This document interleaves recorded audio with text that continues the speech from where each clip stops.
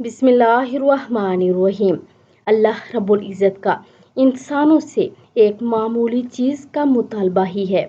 رسول اللہ صلی اللہ علیہ وآلہ وسلم نے ارشاد فرمایا کہ روز قیامت اللہ رب العالمین جہنم والوں میں سے سب سے ہلکے عذاب میں گرفتار شخص سے فرمائے گا، اگر زمین کی تمام چیزیں تیری ملکیت ہوں تو کیا تو انہیں اس عذاب کے بدلے بطور فدیہ دے دے گا؟ وہ عرض کرے گا جی ہاں۔ وہ فرمائے گا میں نے تجھ سے جب تو آدم علیہ السلام کے پشت میں تھا اس سے بھی معمولی چیز کا مطالبہ تجھ سے کیا تھا، کیا تو میرے ساتھ کسی کو نہ شریک ٹھہرائے گا؟ لیکن تو نے انکار کیا اور میرے ساتھ شرک کیا۔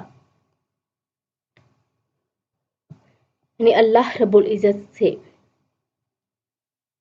بندوں سے بس اتنا سا مطالبہ ہے کہ وہ اللہ رب العزت کے ساتھ کسی کو شریک نہ ٹھہرائے، کیونکہ وہ واحد لا شریک ہے، اس کا کوئی شریک نہیں۔